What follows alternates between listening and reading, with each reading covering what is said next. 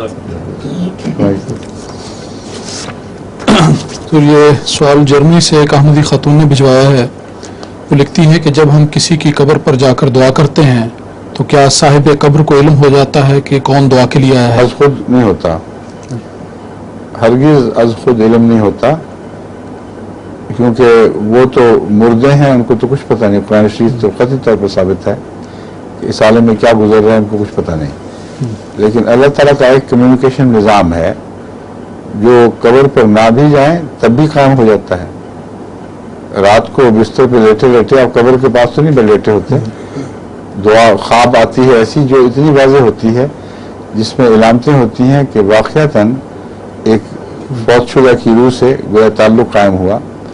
بعض دفعہ ایسے تجربے بھی ہوتے ہیں کہ وہ بعض باتیں ایسی کہتی ہے وہ روح، جس سے ان واقعات پر روشنی پڑتی ہے جو واقعتاً گزرے تھے لیکن خواب بین میں خود نہیں دیکھے تھے، ان کو علم نہیں تھا.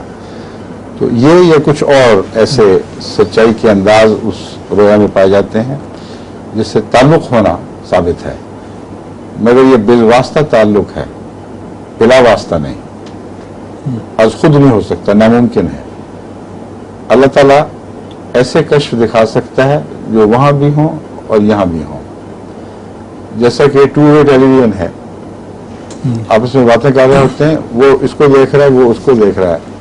تو آئندہ جب یہ ترقی کر رہا ہے سلسلہ، آئندہ یہ عام ہو جائے گی انشاءاللہ. چیز ہو سکتا ہے ہمارے زمانے میں، ورنہ آئندہ آنے صدی سے پہلے کہ صرف مقرر ہی دکھائی نہیں دے رہا ہوگا اور سنائی نہیں دے رہا ہوگا، جو وہاں لوگ بیٹھے ہیں اگر سوئچ آن کر دیا جائے تو ان کی باتیں، ان کا شور، ان کے نعرے یہاں بھی سنائی دیں. سمجھ میں؟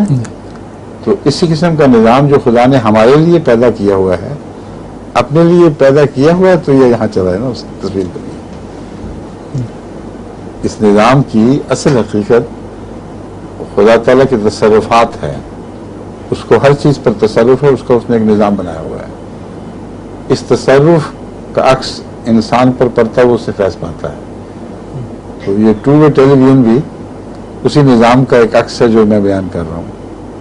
تو براہ راست نہیں، مگر وہی خدا کے نیک بندوں کو خدا تعالیٰ ایسے تجربات دکھاتا ہے. بعض دفعہ نیکی بھی شرط نہیں ہوتی، اور مسلم علیہ السلام فرماتے ہیں کہ وہ ایک قسم کا چھٹا سا ہے. کہیں کہیں ایسے واقعات ہوتے رہتے ہیں تاکہ انسان کو یہ پتہ چلے کہ اس کا ایک خدا ہے، اور وہ شاذ کے نمونے ہیں. سمجھ گئے؟